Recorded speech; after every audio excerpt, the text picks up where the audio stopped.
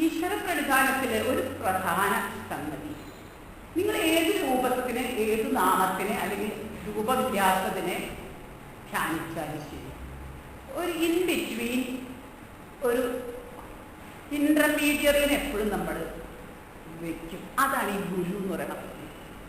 കാരണം എന്താ വെച്ചാൽ, ഒരു ജീവനോടിരിക്കുന്ന ഒരു ഗുരുവിനെ ഈശ്വരസ്ഥാനത്ത് നിർത്തിയിട്ട് ആ ഗുരുവിനെ പൂജിക്കുക, ഗുരുവിന് സേവ ചെയ്യുക, അതൊക്കെ ഈശ്വരനോടുള്ള സേവയായിട്ട് മനസ്സിൽ കരുതുക എന്നുള്ള ആവശ്യത്തിനാണ് അവിടെ ഒരു ഗുരുവിൻ്റെ പ്രസക്തി. അപ്പോൾ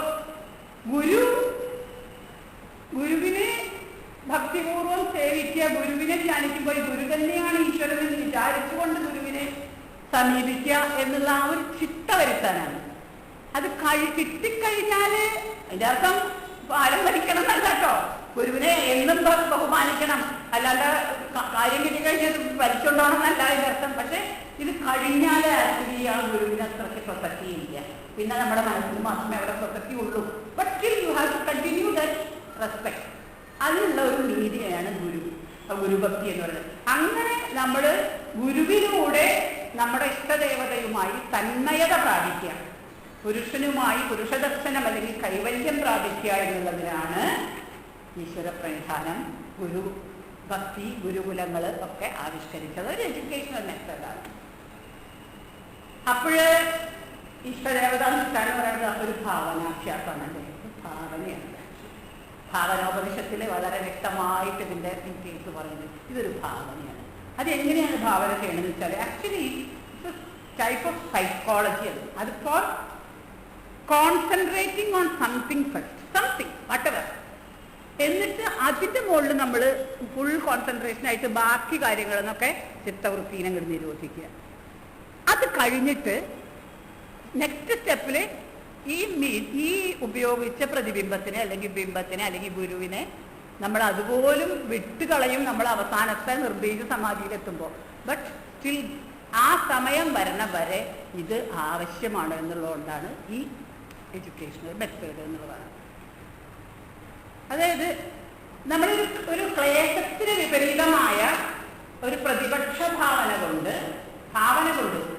ക്ലേശങ്ങളെ നശിപ്പിക്കാനുള്ളത്. ഫോർ എക്സാമ്പിൾ, ഒരു പോസിറ്റീവ് തോട്ട് കൊണ്ട് നമുക്കൊരു നെഗറ്റീവ് തോട്ടിനെ നശിപ്പിക്കാം. അപ്പൊ ഈ ഒരു ചീത്ത വിചാരം നമ്മുടെ ഉള്ളിലേക്ക് കടന്നു വരുമ്പോൾ ഒരു പോസിറ്റീവായ വിചാരം നമ്മുടെ ഉള്ളിലേക്ക് നമ്മൾ എടുത്തിട്ട് അതിനെ നശിപ്പിക്കാം.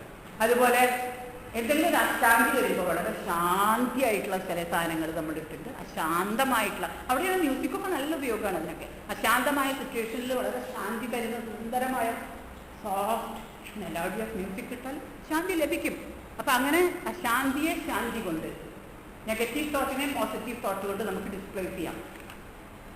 അതേപോലെ രണ്ടില്ല, പലതില്ല, ഒന്നേ ഉള്ളൂ എന്ന അദ്വൈത ഭാവന കൊണ്ട് മാത്രമേ നമ്മുടെ ദ്വൈത ഭാവനകളെ നശിപ്പിക്കാൻ പറ്റൂ.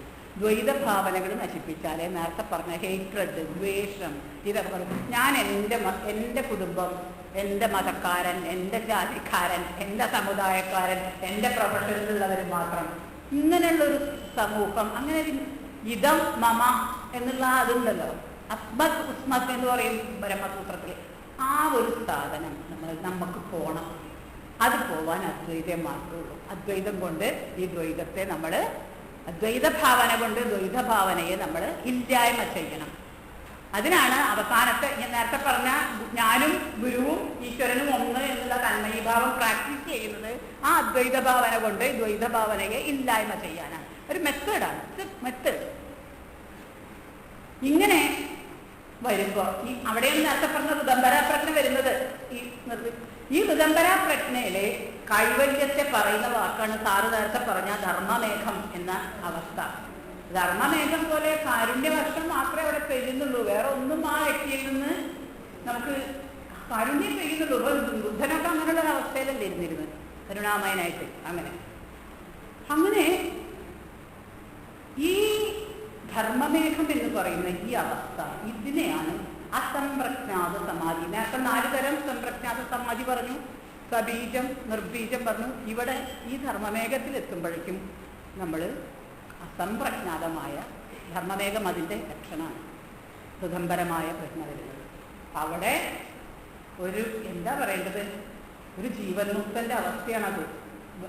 ഗാന്ധിജി പറഞ്ഞ പോലെ സാഖ്യയോഗം എന്ന് പറയുന്ന ഗീതയുടെ 2nd ചാപ്റ്ററിൽ സാഖ്യയോഗത്തിന് ലാസ്റ്റ് 19 ശ്ലോകങ്ങൾ മാത്രം പഠിച്ചാൽ ഇന്ത്യയിലെ സകല സ്ക്രിപ്ചറും പഠിച്ച കാലാണ് ജ്ഞാനയോഗം. എന്താ കാരണത്താൽ അതിൽ പറയുന്നത് സ്ഥിതപ്രജ്ഞന്റെ ലക്ഷണങ്ങളാണ്. ഈ പറഞ്ഞ ജീവൻ മുക്തൻ എങ്ങനെ ഇരിക്കുന്നുള്ള ലക്ഷണങ്ങളാണ്. അത് നിങ്ങൾ ശരിക്കും പഠിച്ച് നല്ലോണം മനസ്സിലാക്കി കഴിഞ്ഞാൽ ബാക്കിയെല്ലാം നിങ്ങൾക്ക് മനസ്സിലായി. കാരണം അതിലേക്കാണ് നിങ്ങളുടെ ലക്ഷ്യം ഉറപ്പായി.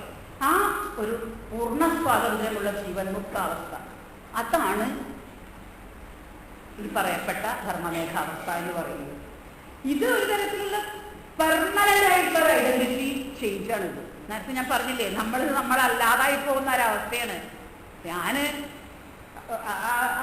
സുവർണ എന്ന് പറയുന്ന ഒരു വ്യക്തിയല്ല. പിന്നെ നിങ്ങൾ സുവർണ എന്ന് എൻ്റെ അച്ഛനും അമ്മയുടെ പേരും അതിൽ നിന്നുണ്ടായിട്ടുള്ള ആ ബന്ധങ്ങളും എല്ലാം അവിടെ ഒന്നുമില്ല.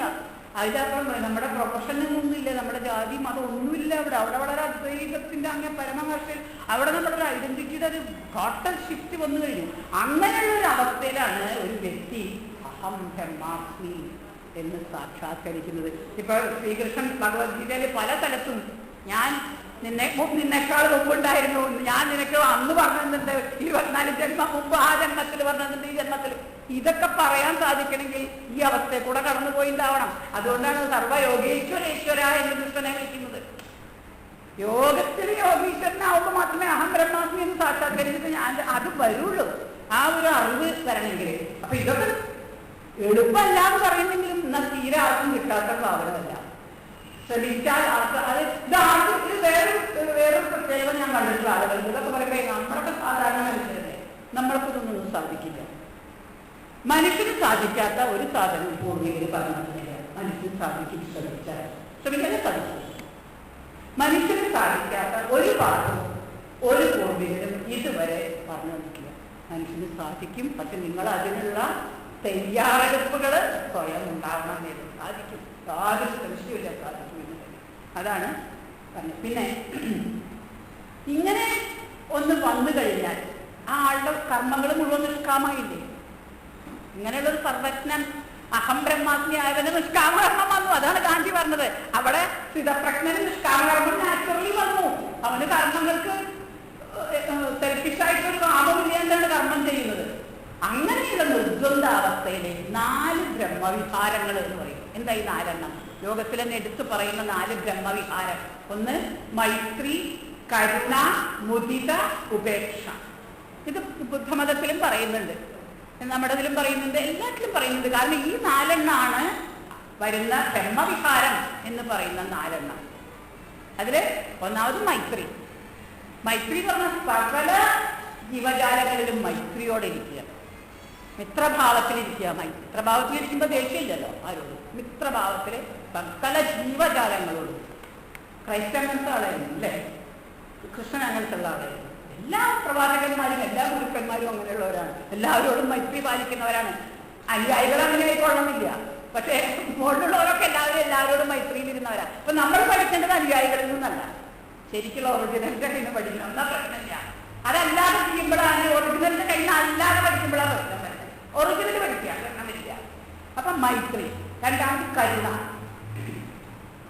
എല്ലാ ജീവജാലങ്ങളോടും കരുണ വേണം തീർച്ചയായിട്ടും. പക്ഷെ പ്രധാനമായിട്ട് ദുഃഖം അനുഭവിക്കുന്നവരുടെ ഒരു സ്പെഷ്യൽ കരുണ തീർച്ചയായും വേണം. എല്ലാവരോടും കരുണ വേണം, പക്ഷെ ദുഃഖം അനുഭവിക്കുന്നവരോട് സ്പെഷ്യൽ കരുണ, അത് കരുണ. പിന്നെ മുദിത, നേരത്തെ പറഞ്ഞ എപ്പോഴും പ്രസാദാത്മകമായി സന്തോഷമായിരിക്കും. വേറെ ഒരാൾക്കൊരു നല്ലത് വന്നു എന്ന് കേട്ടാൽ, ഒരാൾക്കൊരു അവാർഡ് കിട്ടി, അല്ലെങ്കിൽ ഒരാൾക്കൊരു സന്തോഷമുള്ള സംഗതി ഉണ്ടായി, അതൊക്കെ സന്തോഷിക്കുക, അസൂയപ്പെടരുത്. ഉണ്ടാവുന്ന കൊടുത്ത് ദേഷ്യപ്പെടരുത്, അത് കിട്ടി സന്തോഷിക്കുക. മുദിതമായ അവസ്ഥയിൽ എന്ത് കിട്ടിയാലും ആർക്ക് കിട്ടിയാലും അത് ഈശ്വരൻ കൊടുത്തതാണ് സന്തോഷിക്കുക. അതാണ് മുദിത അവസ്ഥ. പിന്നെ അവസാനത്തതാണ് ഉപേക്ഷ. എന്താ ഉപേക്ഷിക്കുന്നത്? ഉജ്ജല സംസർഗം. നമ്മുടെ ചീത്ത കൂട്ടുകെട്ടുകളിലേക്ക് വലിച്ചിഴക്കുന്ന ഏത് രീതിയിലുള്ള കൂട്ടുകെട്ടും ഏത് രീതിയിലുള്ള സംസർഗവും ഉപേക്ഷിക്കുക. അതാണ് ഉപേക്ഷ. ഈ 4 ആണ് ആ ബ്രഹ്മവിഭാഗം. ഇങ്ങനെയുള്ള ചിത്തം, ഇതൊക്കെ ഫോളോ ചെയ്യുന്ന ചിത്തം ശുദ്ധ സ്ഫടികം പോലെ നിർമ്മലമായിരിക്കും, വളരെ നിർമ്മലമായിരിക്കും. അത് ഇങ്ങനെയുള്ള നിർമ്മല ചിത്രം കാണുമ്പോൾ അതൊരു ശൂന്യമാണെന്ന് ചിലർ വിചാരിക്കുന്നത് ഇങ്ങനെ ബ്രഹ്മം കണ്ടിരിക്കണമെന്ന് ചോദിക്കുന്നത് ശൂന്യായിട്ട് നിഖിലിസത്തിന് ഒരു പരിചയക്കാണ് ചില ആൾക്കാർ ബ്രഹ്മം കണ്ടിരിക്കുക എന്ന് പറയുന്നതിന്. ബ്രഹ്മദർശനം നിഖിലിസമല്ല, ശൂന്യതയല്ല, അത് പൂർണ്ണതയാണ്. സമ്പൂർണമായ അവസ്ഥയിലെ എല്ലാ എനർജിയും ഊർജം മുഴുവൻ കോൺസെൻട്രേറ്റ് ചെയ്ത ആ ഊർജം നിറഞ്ഞ ചിത്തത്തിലാണ് നേരത്തെ പറഞ്ഞ പ്രതിഭ പ്രകാശിക്കുന്നത്. അതുകൊണ്ട് സർവജ്ഞ ചിത്തത്തിന്റെ അൾട്ടിമേറ്റ് ആയിട്ടുള്ള വിഭൂതിയാണ് ആ പൂർണ്ണത. അതിന്റെ ലക്ഷണം അറിയാലോ, എല്ലാ ഉപനിഷത്തും തുടങ്ങുന്നത് പൂർണ്ണാപൂർണ്ണവിധ. ആ സമ്പൂർണമായ അവസ്ഥയിൽ നിന്ന് എന്തൊക്കെ അങ്ങോട്ട് എടുത്താലും അത് അങ്ങനെ തന്നെ നിൽക്കും, എന്തൊക്കെ അങ്ങോട്ട് ചേർത്താലും അത് അങ്ങനെ തന്നെ ഇരിക്കും. അത് സമുദ്രത്തിൽ എത്ര നദി ചെന്ന് ചേർന്നാലും സമുദ്രം അതുപോലെ ഇരിക്കും. സമുദ്രത്തിൽ നിന്ന് എത്ര ജലം മേഘമായിട്ട് പോയാലും സമുദ്രം അതുപോലെ ഇരിക്കും. ഇങ്ങനെയാണ് അതിന്റെ സ്ഥിതി. ഇതിന്റെ സിമ്പലായിട്ടാണ് ഇന്ത്യക്കാർ ഖഹരം അല്ലെങ്കിൽ പൂജ്യം എന്നുള്ള സിമ്പല് ഗണിതശാസ്ത്രത്തിൽ കൊടുക്കുന്നത്. ഞാൻ ഗണിതശാസ്ത്രത്തിനെ ഇവിടെ കൊണ്ടുവരാൻ വേണ്ടി പറയല്ല, പക്ഷെ ഇതിന്റെ സിമ്പലാണ്, ഈ പൂർണ്ണതയുടെ സിമ്പലാണ്. ബ്രഹ്മം എന്ന് പറഞ്ഞ പൂർണ്ണതയുടെ സിമ്പലാണ്. ശൂന്യം എന്ന് പറഞ്ഞ സിമ്പല് അനന്തമാണ്. അനന്തം, തന്നെത്താൻ വാല് വിഴുങ്ങുന്ന അനന്തമായ സർപ്പത്തിന്റെ ചിഹ്നം, ഒരു നാഗച്ചുരുള് പോലെ എങ്ങനെ അങ്ങനെ അങ്ങനെ അങ്ങനെ ഒരിക്കലും അവസാനിക്കാത്ത അനന്ത ചിഹ്നമാണ് പൂജ്യത്തിന്റെ സിമ്പലായിട്ട് ഇന്ത്യക്കാർ കൊണ്ടുവന്നത്. ഇതിനെയാണ് തെറ്റിദ്ധരിച്ചത് ശൂന്യം, ശൂന്യത, നിഷേധം എന്ന് വിചാരിച്ചത്. ഇപ്പൊ നമ്മുടെ മോഡേൺ ആസ്ട്രോഫിസിക്സിൽ ഞാൻ ചെറിയൊരു കാര്യം 89 ഞാൻ ഒറിജിൻ ഓഫ് ടൈം എന്ന് പറഞ്ഞ ഹോക്കിങ്ങിന്റെ ഒരു ബുക്ക് വായിച്ചപ്പോൾ എനിക്കിത് അദ്ദേഹത്തോട് പറയണമെന്ന് തോന്നി. നിങ്ങൾ ഈ ബ്ലാക്ക് ഹോൾ എന്ന് പറഞ്ഞ ശൂന്യത, എല്ലാം തന്നിലേക്ക് വിഴുങ്ങുന്ന ശൂന്യത ആയിട്ടുള്ള തമോദ്വാരം, അതങ്ങനെയല്ല, അത് തമസല്ല ശരിക്കും, അതാണ് പൂർണ്ണത. അതിനുള്ളിൽ പൂർണ്ണ പ്രകാശമാണ്. നമ്മൾക്ക് കാണുന്നില്ല എന്നുള്ളൂ. ബിക്കോസ് നമ്മളുടെ കാഴ്ചശക്തിക്ക് അപ്പുറമുള്ള അതീതമായ ഒന്നായതുകൊണ്ട് ആ പ്രകാശം തോരഞ്ഞേ നമ്മൾ കാണില്ല. അത് പൂർണ്ണ എന്നാട്ട് പറഞ്ഞ 1000 സൂര്യോദിച്ചമാരുടെ പ്രകാശത്തോടിരിക്കുന്ന സാധനത്തിലാണ് ഇത് മുഴുവൻ ചെന്ന് ചേരുന്നത്. അല്ലാണ്ട് ഇത് തമസല്ല, നിഹിലിസല്ല, ശൂന്യതല്ല എന്നുള്ള. ഞാൻ അങ്ങനെ ഒരു ലെറ്റർ അന്ന് എനിക്ക് ടൈപ്പ് റൈറ്ററും ഇല്ല, ടൈപ്പ് റൈറ്റിംഗും അറിയില്ല. എനിക്കല്ല.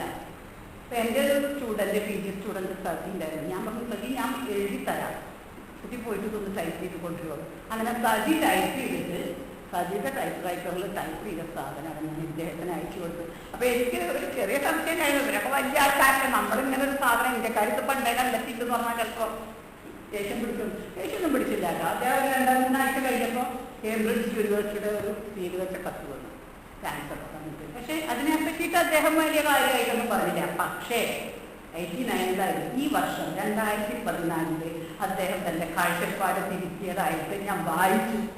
I am so happy. വർഷം 25 കഴിഞ്ഞു ചെല്ലും. അദ്ദേഹം ഇപ്പൊ തിരിച്ച് പറഞ്ഞത് ബ്ലാക്ക് ഹോൾ ബ്ലാക്ക് അല്ല, എംറ്റിയല്ല, അത് ഗ്രേ ഹോള്. ഗ്രേയും അല്ല, ഇതിന്റെ അപ്പുറത്തേക്ക് ഒന്നും കൂടി പോകണ്ട, അത് അടുത്ത ജനറേഷൻ പറഞ്ഞോളൂ. പക്ഷെ ഇതാണ് ഈ യോഗി പറയുന്ന പൂർണ്ണം. ഇത് ഈ സംഗതി മാത്തമാറ്റിക്കൽ സിമ്പൽ എന്ന് പറയുന്നത്, ആസ്ട്രോണമിക്കലായിട്ട് ഖഹരം എന്ന് ഭാസ്കരാചാര്യനും വരാഹമികനും ഒക്കെ പറയുന്നത് ഈ സാധനത്തിനെയാണ്. ഇതിനെയാണ് ഇവര് ഈ തമോദ്വാരം എന്ന് പറഞ്ഞിട്ട് എംറ്റി സ്പേസ് എന്ന് പറഞ്ഞിട്ട് മോഡൽ. ഈ പൂർണ്ണതയിലേക്കാണ് നമ്മൾ എത്തേണ്ടത്. അതിന് ഇനിയത്തെ സാധനമാണ് ഇവിടെ എല്ലാവർക്കും പ്രശ്നമുള്ള സാധനം, ആസനം. യോഗാസനങ്ങളെ കുറിച്ചുള്ള പ്രശ്നം.